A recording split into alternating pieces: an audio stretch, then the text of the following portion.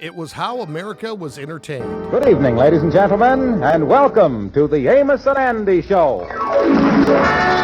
Radio, with bigger-than-life personalities beamed across the country. Chesterfield presents The Bob Hope Show, transcribed direct from Hollywood. Coast to coast, live from Hollywood, live from New York, and live from the Coachella Valley. From Palm Springs, California, it's the Phil Harris Alice Faye Show, presented by the makers of Rexall drug products. The year was 1948, and Palm Springs was a lure for the biggest stars.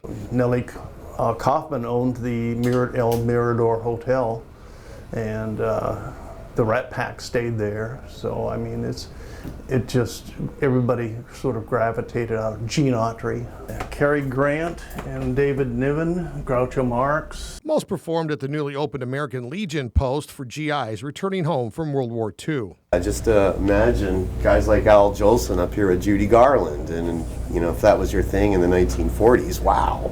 The problem was, when the radio stars like Jolson and Garland were here in the desert, they couldn't be in L.A., where most of the national radio shows originated. So, working with radio engineers from CBS and NBC, the American Legion built a control room, brought in this equipment, and in 1948, listeners across America heard these words for the first time. From the American Legion Auditorium in Palm Springs, this is the Kraft Music Hall, starring Al Jolson, with Oscar Levant, Lou Bring and his orchestra and chorus, and our guest, Cary Grant. Al Jolson pretty much owned this place for about a solid year and brought in all sorts of famous celebrities with him. Watch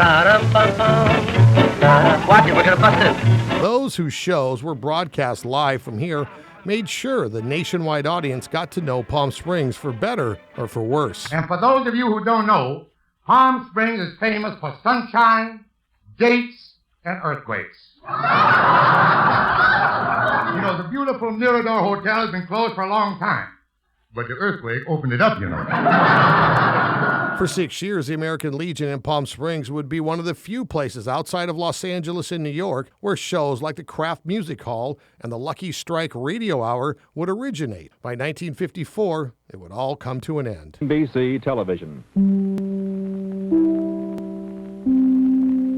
There was no television until 1953, and that was the end of the radio live broadcasts era. Tom McLean, who was a young boy, listened to Palm Springs broadcasts growing up in Boston, eventually moved to the Coachella Valley, and here, with the help of others in the amateur radio club, K6TAL, researched the broadcasts.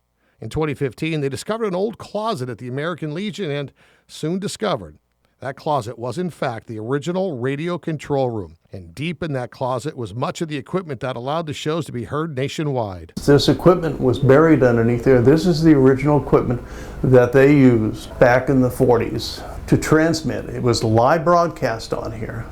And then from there, it went through phone lines. We have bundles of phone lines that went directly to LA and Burbank, up on a 50,000 watt transmitter, and then broadcast nationwide.